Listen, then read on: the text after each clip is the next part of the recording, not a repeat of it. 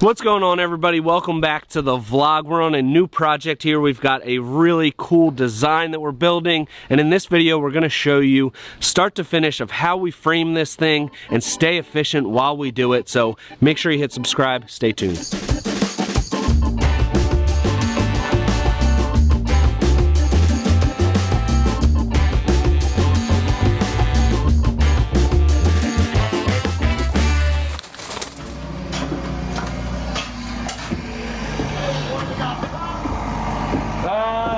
Nah, just go like a straight line of them. What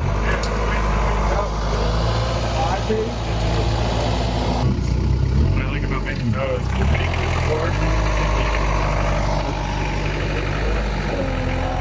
All this is like we cut 8 2 by. Just follow in around for a while.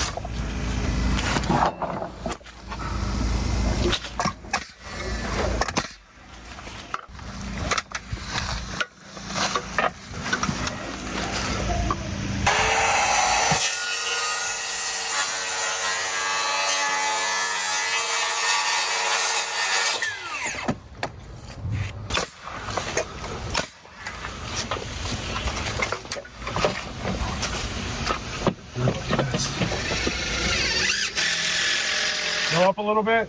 Oh.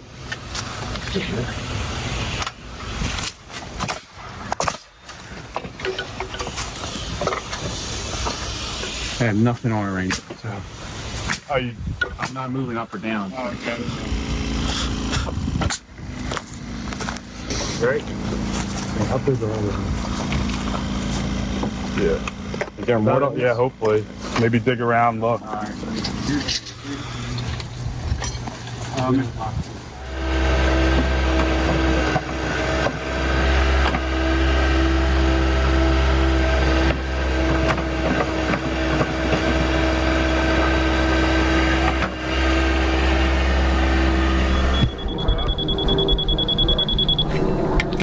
Jump.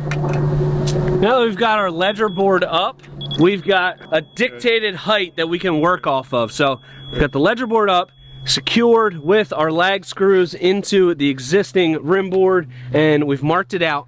Now that we have our height, we can figure out where our beams are gonna go. So what Ant and Nick, we haven't introduced him yet, but we will. Say hi, I'm Nick. Hi, I'm the new guy. They're just getting our helical piles all at the same elevation so that we can cut our 6x at the same size. So what are we doing? Just picking a height here and we're going off of that? Yeah, so I picked the pile, the highest pile, right? And then lowered the saddle as I could, right? Yep. It's the highest pile? I don't know, you did it. Yeah, but I'm trying, I can't. Yeah, it's the highest. I took the highest pile, lowered that saddle, set that to our laser, and then the rest of the piles are all gonna get dictated to that saddle, so then they're all running level. So you can go up with it. You can go up Gotcha, with gotcha. So this is one of the amazing things about the helical piles from GoliathTech is they have the adjustable saddle. I'm not gonna spin it too much because you already set this one? Yeah. So that'll bring it up. That'll bring it down. Should have went back to the same spot, I think. And makes it super easy. So for efficiency's sake, helical piles are one of the #1 things that we like to use because they can get installed. We know that they are installed to the torque we need for the load that's gonna bear on top of it. And we can frame right away, and they have this adjustable head, so it just makes everything so much easier. All right, next up, figuring out our beam height and cutting 6x. Good. I need Nick to be a yes man for me around here. We got an even playing field. Steve's a yes man, Nick's a yes man, Yeah. You and Catherine, not, and Jose's wild card. Nick, Yes. I'm gonna hold this where it needs to go. Can't see it. Hook the bottom of the stick to the bottom of the ledger. Right. And give me a good measurement. Can it be a little? Nah, I don't like. Here, can you hold this? Yeah. Slap that, like, hold so it's nice and stiff. I'm gonna check this corner. Do the same thing. We're good. 40 1/4. 40 1/4 and 40 1/8. Okay. Only an 1/8 inch. Oh, that's good. That's pretty good. People. So you saw how they shot this with the laser, measured from the bottom of the stick up to the bottom of the ledger. That's going to give us our elevation of this set of piles, and now we just need to subtract the height of the beam. The tall, yeah. Which is a 9 1/2. Which is a 9 1/2. So that So minus that 40 1/4 minus 9 1/2. Whew, that's tough. Yeah, go do long division on that. What the hell are you doing? I'm so confused. What? I don't know. What? Least common denominator. I don't know. Is that right? Yeah. Is it? What did you do? subtracted. Oh, I don't know what the hell that was. So I mean, you can't take 0. Like, I can't take 9 away from 0, right? Okay. So then you go over here, you cross it out, and you take 1 from here, so that becomes a 3, and then that extra one I just took, you put it next to that number, which is a 0, so that becomes a 10. So 10 minus 9 is 1, and 3 minus nothing is 3. Huh. And 1/4 minus half is 3/4. But Well, that's where I feel like you might. Why? I don't know, because I'm taking I got a quarter, all right, let me see. and I got to take a half out. So if I take 1/4 out, that puts me 30 3/4. Yeah, you did it. Fractions are important, kids. All right, I've never so seen it done like that. That's amazing. do you feel confident cutting some 6x? Sure. I'll cut them. Come on, Nick. I'm dragging it. We have about 60 of them to carry. I'm gonna drag 60 of them.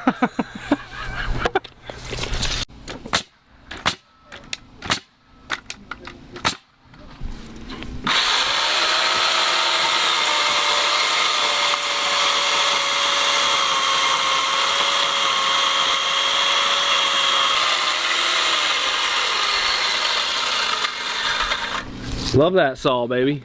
Beam cutter. Whoa! It's like a chainsaw. Tony Chainsaw Massacre. I could probably like make a bear out of this, or like a dolphin.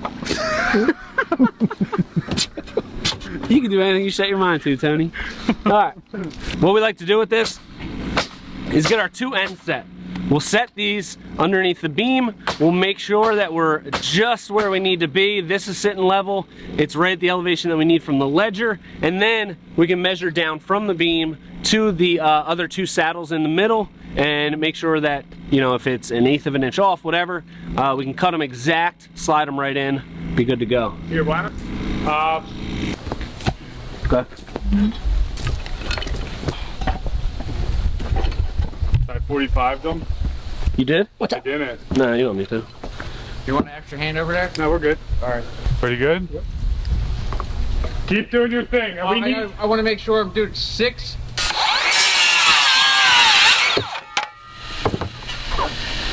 It's not like, it's just there to help hold the beam up. But if we have to rotate it, then we're screwed. Nailed. Yeah, if I nail it. Then we're nailed, yeah.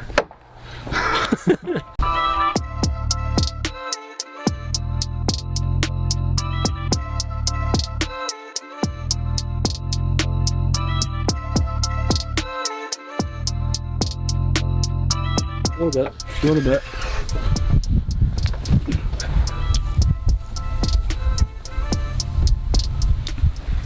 A little more. It's the great thing about these GoliathTech helical piles. Gotta love it. Just give it one more spin. It's real close. That's it. That's it? Yeah. And we're Gucci. No camera for me, man. That should might. Huh?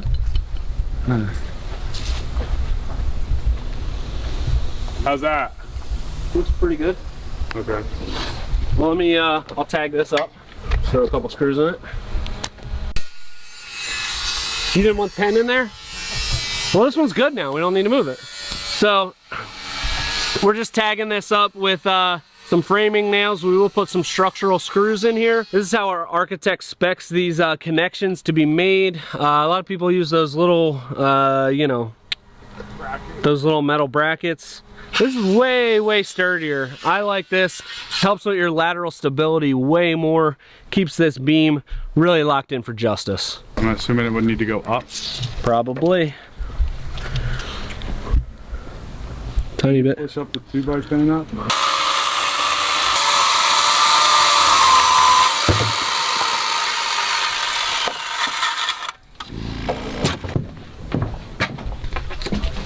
This will be funny. Got these new clamps. Aunt's gonna yell at me if I use them because it's not necessary. It'll be funny. I'll be like, what are you doing? I'm getting my hammer. No, you're not. That's yes, I am. That's a clamp. No, it's not.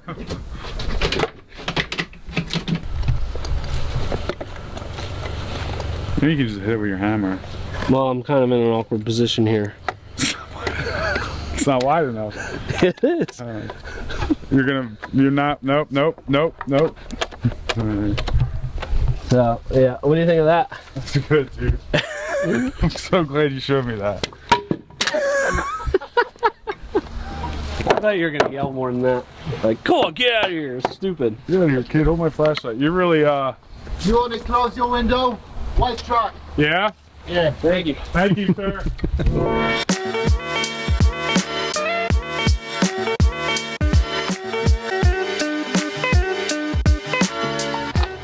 So at this portion of the project, you really just want to take your time, make sure that your foundation is nice and level so you're not going to have any issues later on. We've got our beam set up. You see how we just do the 2 end posts first, then the beams will be nice and flat. We can measure down, get an exact measurement on our 6x's in between, and we'll put our 2 end joists on so that we can make sure we're level all the way out this way. And once we have both sides set, we'll be good to go. We can backfill in here with the rest of our posts and really lock this thing in for justice. Start running joists. Spam. God. Done. Yeah. If you were driving your car, your truck, Yeah. and you happen to get a flat tire, Yeah. what vegetable would you like to have on, like, with you at that moment? I'd say spare, I guess. Did you ever wonder how Santa keeps track of which chimneys he goes down? Skid marks? He keeps a log. Helical piles in action right there. Get the level. Oh, okay. Good thing I just got this big Johnson.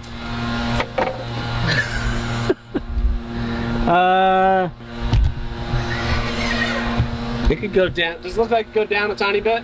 Jose's too short. Go down like another turn or so. And now I'm not even touching it, dog. I'm not touching the joist, dog. All right, dog. Don't yell at me, dog. It's saying it can just go up a little bit. Here. All right, yeah, we're pretty good there. You let rest it.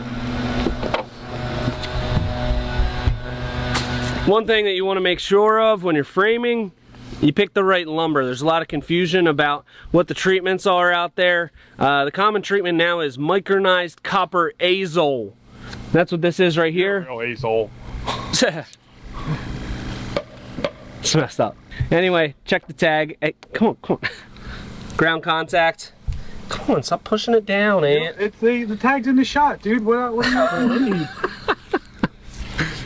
need? So, make sure that all your framing members are ground contact. The only thing above ground that you would use is some accessory framing like lattice or handrail spindles, stuff like that. But all your important framing members, you want ground contact, and you'll be good to go. ProWood. If you can't beat it, buy it. ProWood. Act up or you're grounded. Act up or you're grounded? No, act up and you'll be grounded. Don't act up or you'll be grounded. For ground contact. Yeah. Don't act up or you'll be ground contact. 6 feet under. That's pretty good. That's pretty good. I want to make jingles. Like the tune? Yeah. Or the words? Like jingles for the both. You want to do both? Yeah. Okay. You think that's two separate things? I would think so. Like, Really? It's like, hey, you give me the jingles and I'll give you the words. Oh, okay. What do they call the words? Lyrics. You All right. stop touching that. Oh, really? Okay. So we got this up. Now we'll do the same thing. We'll level this, make sure that we're all good. We're in plane with our other beams because it's going to be a separate portion of the deck. And should be good. One more thing that you'll notice is we like to put these up either 1 or 2 at a time. We have a triple 2x10 beam, but that can be really heavy, especially on our longer runs. So we could start with just 1. We can get it nice and level, and then we can laminate it in the air. Spin this down a little bit, Chief. Yeah, you got it, boss. Oh my God. Yeah. If you can stop by here, we still need to get this guy in line. He's not listening to nobody. Yeah, he needs a Snickers. He's thicker than a Snicker, he said.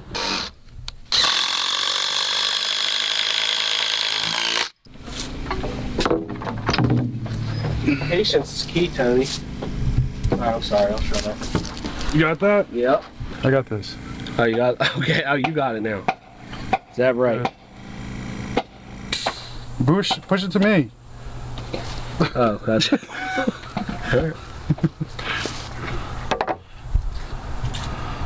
A lot more. No, it's perfect. I'm looking at it from my angle. It's good? See if it's good? Check the beam. Alright, so now we're at the part of squaring this thing up. We have all of our beams run long in both directions. I always like to do that because it gives you a lot of wiggle room, and we always finish off the deck down to the ground, so all those cuts will be covered, and it just makes everything a whole lot easier when you're laying out the beam. So we've got this end joist up on both sides. How are we looking? Straight? Good. Okay, so we've got the collapsible square. You can find this on Amazon. I love this thing. Link in description for this bad boy. How we look? Pretty good? Yeah. Nice and straight? We got it roughly square with our collapsible square, and now we're double checking it. With the right triangle method, we measured out 15 feet and 15 feet, and then he plugged it into the construction calculator and our diagonal on that. You can just do the old Pythagorean theorem, a squared plus b squared equals c squared. That comes out to, what was it, 254 and 9/16? and 9/16. 254 and 9/16. So if we're at that number, it means we're square.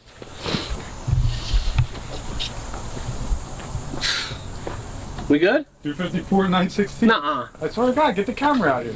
It's right there. Get a good zoom in on that. 254 and 9/16. Now that we have this verified as coming off square, we can just measure inside to inside, mimic that measurement over there, and because this is square, we know that that's going to be square as well, and we're good to go. 219 to the outside, so 217 and a half. We're like exactly where we need to be. You're right on there?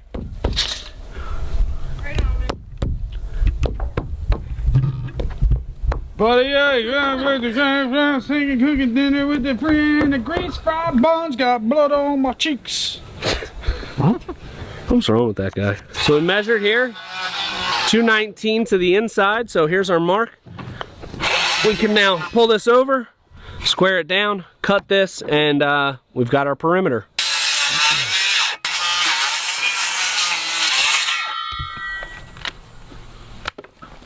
And we're good? We're good, thanks for coming. All right. All right, I guess hopefully we're just gonna use this as our cut. Yeah, that's fine. That's why. All right, now that we got our ends cut and we're all squared up, next step is going to be... We still gotta Why no? Well...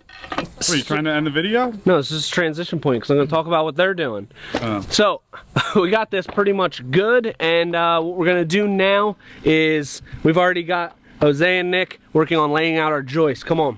One of the most important things that you want to do to ensure a nice flat deck surface, especially with a composite deck board, that's going to kind of contour to whatever your framing is. So we want to make sure that all of our framing is graded from smallest to biggest. A 2x10 is going to vary from about 9 1/4 to 9 1/2. So we want to make separate piles for those 9 1/4, 9 3/8, and 9 1/2.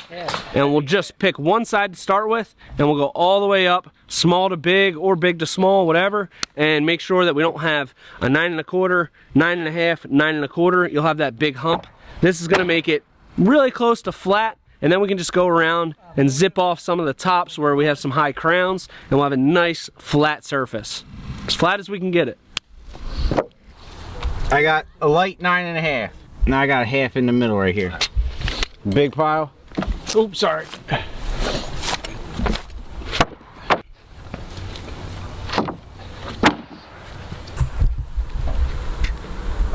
So we already plumbed up our posts side to side before we put our scab on the back. So what we want to do is, it's very important, before you nail in your joist to the beam, you want to make sure it's plumbed this way. All right, come out.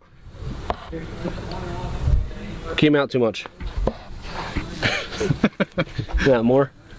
More out. Yep, out, out, out, out. Just a little tap. A little tap. That's good. That's something you can easily forget about. You know, you're in that mode of just let's start running joists, and you tack these in, and then you realize later, uh-oh, our beam and our posts are sitting like this, and that's not good. So make sure you do that. Thank you for just like rolling with it. Yeah, you got it. Trust but verify, I like to say.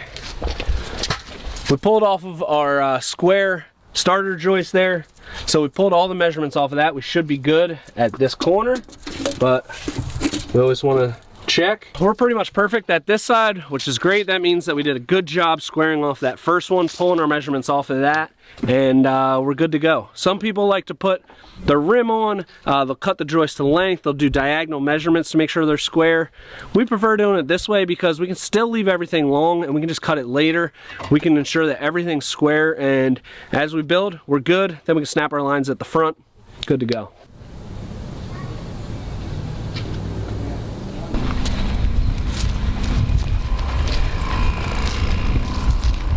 All right, so what we're doing now is we're running joists. So Jose is crowning them, we're grabbing them, and we're running them over to Anthony. And this keeps us efficient because it's not one person running and nailing it off while carrying it. So 2 people running, 1 person nailing, and we're good to go.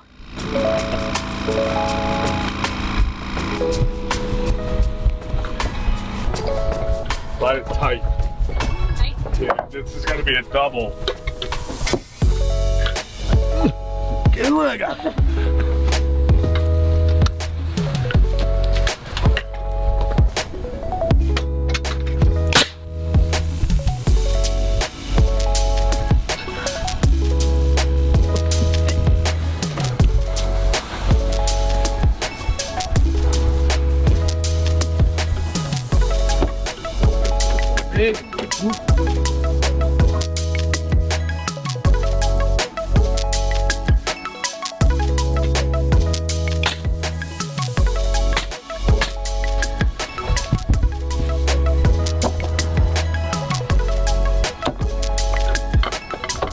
Was it brutal having me do this instead of Steve? But watching you, it looked brutal. I was feeling for you. I got it up there. I can help if you need a hand, but yeah, it's not a hand. It's just the doubles, right? I gotta get them cinched tight. Sounds good. I mean, if you need me, you just let me know. I'll be right over there. Once I get these doubles together, you can't put the other ones in. So this framing detail. Detail, it's going in here. Dahid. We're still working off of what we talked about yesterday? I kind of know what's going up top. The bottom, I don't really get, but up top, like when now we have this opening, I'll marry the openings with some like back framing, but I don't know like what's going on top. I think those panels are 2x4, so that's... Oh, you got walk on it. I don't know what they're made out of. I thought they were strong. No, I know the privacy screens are going on the walls. I don't know, you said like plexiglass or like a metal grate or something. Oh, okay.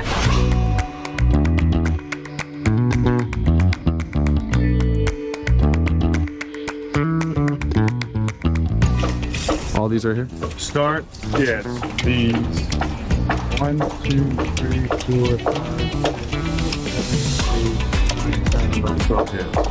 All right.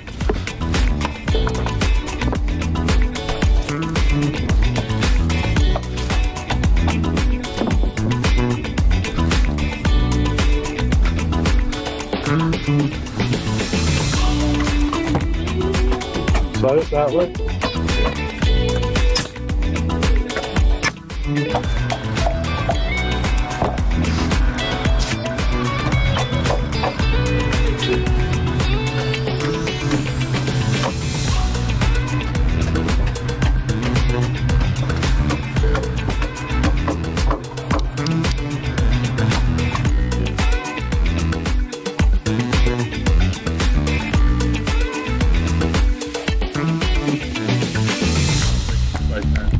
Just lace the top with a 2x4, and then just run legs down. All right, so we got all of our joists up. Sight that down the edge. See how we're looking.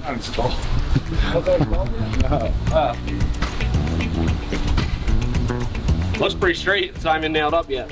Good job. You got it.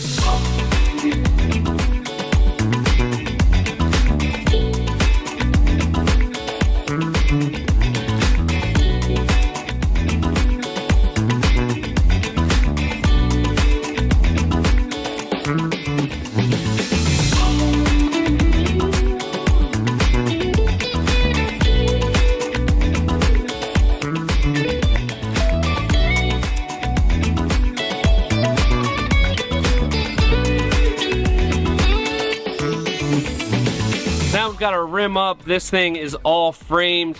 It's looking really good. We still have a small deck to frame over here. It's gonna be a step down, but that covers a lot of the steps of framing a deck from start to finish. A lot of our tips for keeping efficient. And in the next video, we're gonna detail some of our accessory framing and starting to frame up this roof. So we'll be setting posts, setting the beam. Nice, interesting application here for a low pitch roof. So make sure you hit subscribe. Stay tuned. Until next time, this has been Premier Outdoor Living.